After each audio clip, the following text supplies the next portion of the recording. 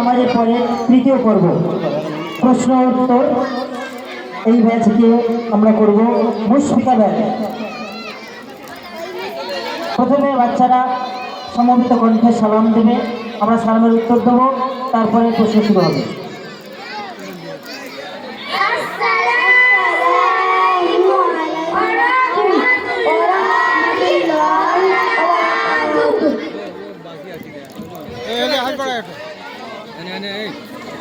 খাবি চা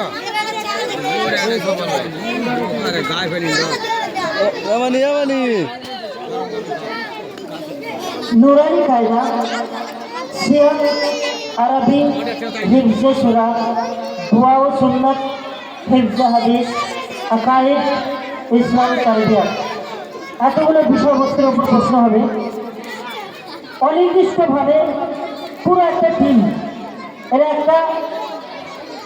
একসঙ্গে পড়াশোনা করে একই সময়ে একই ওস্তাদের কাছে।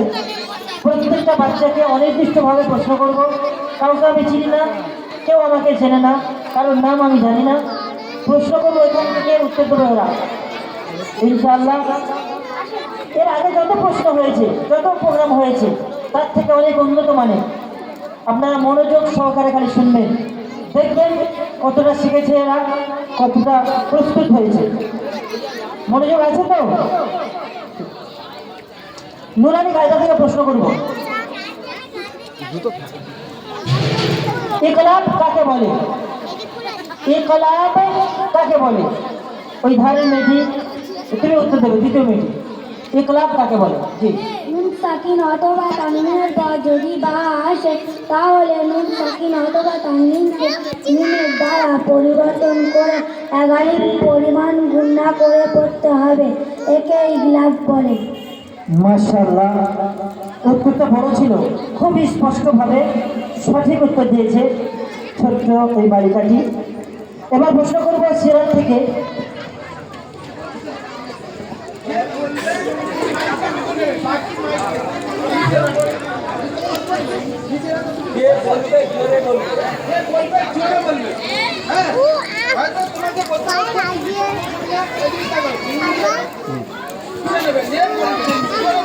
না, তুমি ধরতে পারবে না, ওদের দেওয়া পারবে না।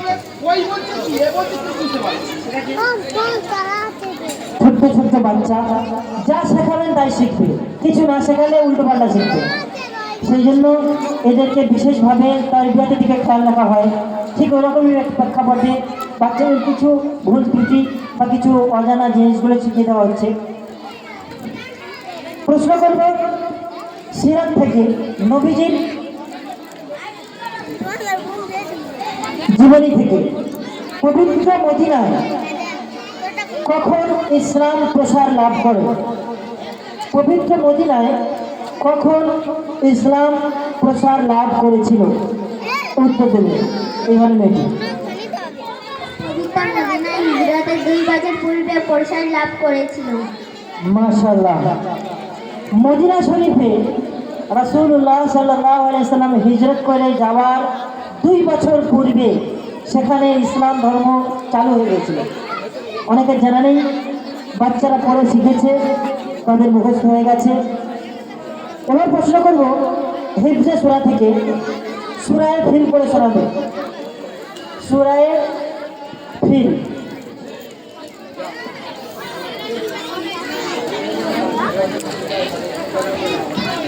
আউযু বিল্লাহি মিনাশ শাইতানির রাজিম। বিসমিল্লাহির রহমানির রহিম। আলাম তারা কাইফা ফাআলা রাব্বুকা বিআযহাবিল ফিল। আলাম ইয়াজআল কাইদাহুম ফি তাদলিল। ওয়া আরসালা আলাইহিম তায়রান আবাবিল তারমিহিম বিহিজারাতিন মিন সিজ্জিল ফাজআলাহুম কা'আসফিন মা'কুল। মাশাআল্লাহ, সূরায়ে ফিল তেলাওয়াত করে শোনালো ছোট্ট একটি বাচ্চা। এখন প্রশ্ন করব দুয়া ও সুন্নাত থেকে। শৌচালয় অর্থাৎ বাইতুল খানার সুন্নত সমূহ কি কি? বাইতুল খানা পেশাব পায়খানা সবাই করে, আমরাও করি।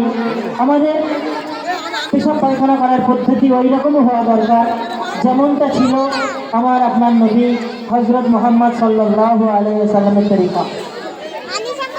প্রিয় নবী সাল্লাল্লাহু আলাইহি সাল্লামের পদ্ধতি কি ছিল, এরকম একটা চ্যাপ্টার ছাত্রদেরকে শেখানো হয়।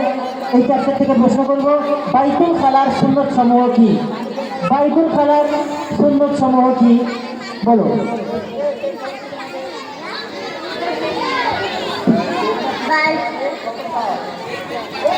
বাইতুল খালার সুন্নত সমূহ: নাম্বার 1, মাথা ঢেকে যাওয়া। নাম্বার 2, জুতো বা স্যান্ডেল পরে যাওয়া।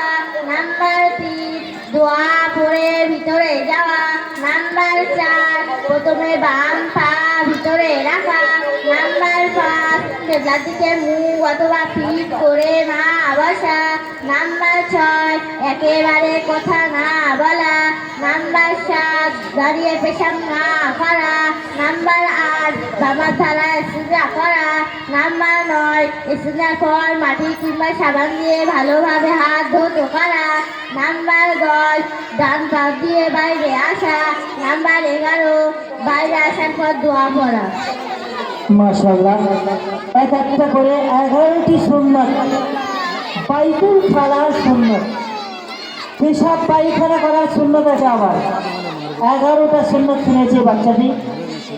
দোয়া করবেন যেমন শোনাতে পেরেছে তেমন এর প্রতি যেন আমল করতে পারে। আমরা সবাই আমলে নিয়ে শুনবো, অনেক কিছু এখানে অজানা তথ্য আপনারা পাবেন। এখন প্রশ্ন করব, অজুর মাঝে কি দোয়া পড়তে হয়? অজুর মাঝে অজু করতে করতে কি দোয়া পড়তে হয়? অজুর মাঝে দোয়া বলবে, তুমি বলো, মাইক্রোফোন আছে, তুমি বলো। অজুর মাঝে এই দোয়া, অজুর মাঝে এই দোয়া পড়ব: আল্লাহুম্মা গফিরলি যামবি ওয়াসসি'লি ফি দারি ওয়া বারিক লি ফি রিজকি। অর্থ: আল্লাহ আমার গুনাহকে ক্ষমা করে দিন, আমার বাড়ি প্রশস্ত করে দিন, আমার রুজিতে বরকত দিয়ে দিন। মাশাআল্লাহ, অজুর মাঝে কি দোয়া পড়তে হয় এবং তার অর্থ কি খুব পরিষ্কারভাবে ছোট্ট শিশুটি শোনালো। এখন প্রশ্ন করব,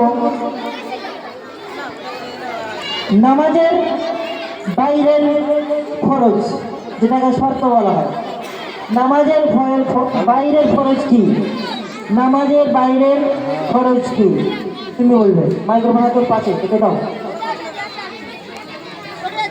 নামাজের বাইরে 7টি ফরজ: নাম্বার 1, শরীর পাক। নাম্বার 2, কাপড় পাক। নাম্বার 3, নামাজের জায়গা পাক। নাম্বার 4, সতর ডাকা। নাম্বার 5, কিবলার দিকে মুখ করা। নাম্বার 6, রক্ত চেনা। নাম্বার 7, নিয়ত করা।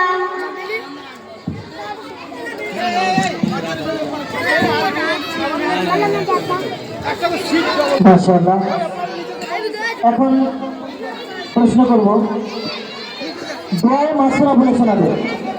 এই ধরনের দোয়ায়ে মাসুরা।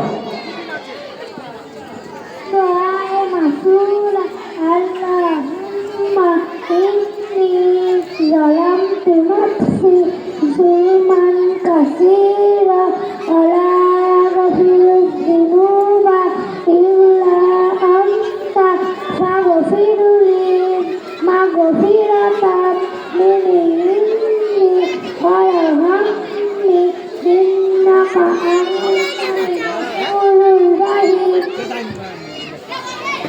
মাশাআল্লাহ, খুব সুন্দর। দোয়ায়ে মাসুরা সালাম ফেরার আগে এটা পড়তে হয়। সালাম ফেরার আগে যে দোয়াগুলো পড়তে হয় সেই দোয়াটি একটা ছোট্ট বাচ্চা শোনালো। এখন প্রশ্ন করব, ইসলামী তারবিয়াতের মধ্যে হতে জান্নাতের দারোগার নাম কি? জান্নাতের দারোগার নাম কি? কি বলবে?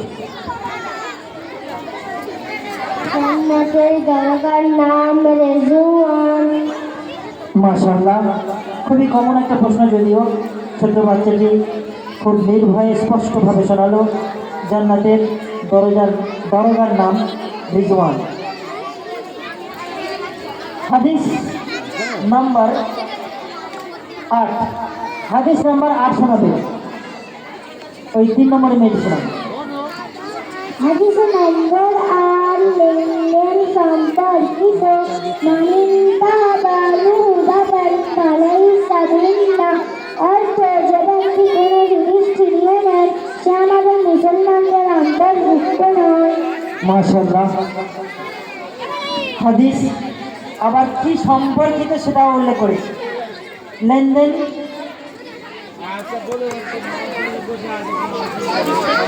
যে সেটা উল্লেখ করে তার অর্থ সহ শুনিয়ে দিল ছোট বাচ্চাটি। মদিনার মুসলমানদের জন্য কুয়াকে ক্রয় করেছিলেন। মদিনা শরীফে মুসলমানদের জন্য কুয়া কে ক্রয় করেছিলেন? তুমি শোনাবে। হযরত উসমান রাদিয়াল্লাহু তাআলা আনহু। হযরত উসমান রাদিয়াল্লাহু তাআলা আনহু।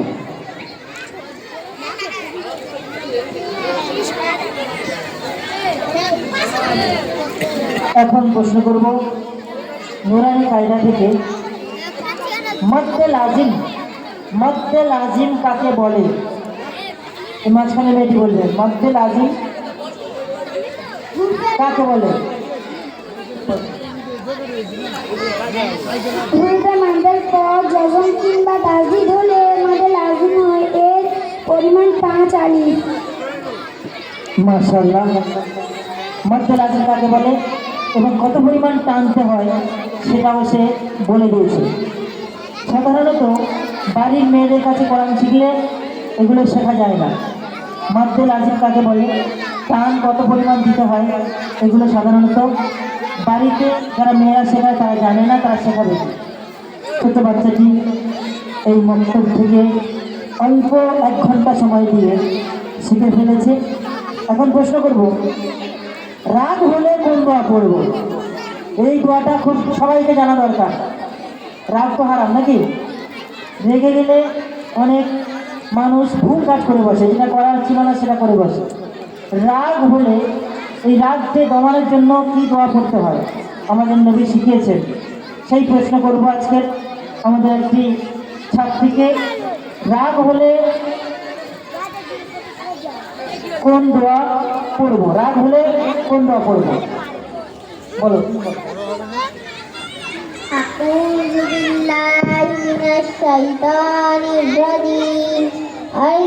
আমি বিরক্তি শয়তান থেকে আল্লাহর কাছে সাহায্য চাইছি। রাগ হলে শয়তানের পক্ষ থেকে আসে রাগ, সেজন্য পড়তে হয় আউযু বিল্লাহি মিনাশ শাইতানির রাজিম।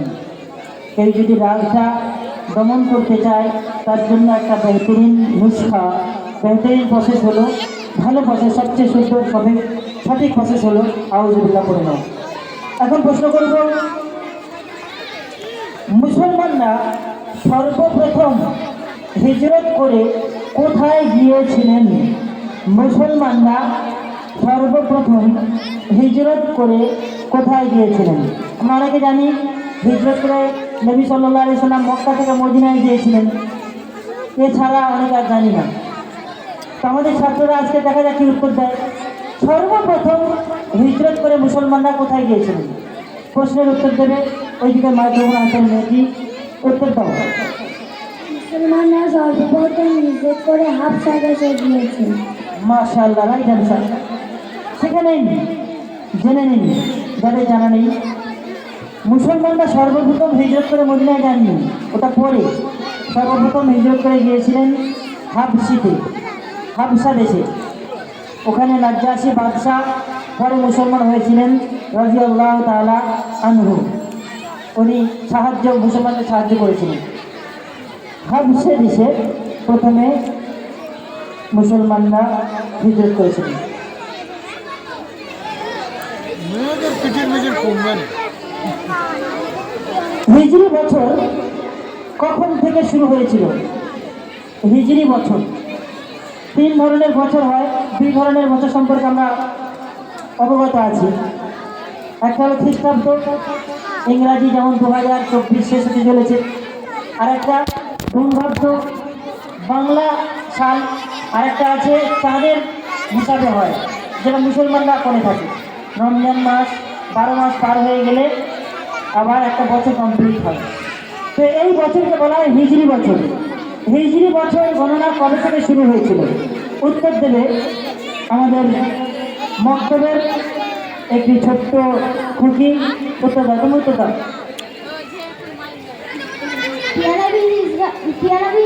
সাল্লাল্লাহু আলাইহি সাল্লামের হিজরত থেকে হিজরি বছর শুরু হয়েছিল। মাশাআল্লাহ। প্রিয় নবী সাল্লাল্লাহু আলাইহি সাল্লাম যখন মক্কা ছেড়ে মদিনায় চলে গিয়েছিলেন, এই সময়কালটাকে বলা হয় হিজরত। তখন থেকে গণনা শুরু হয় আরবি বছরের গণনা তখন থেকে শুরু হয়।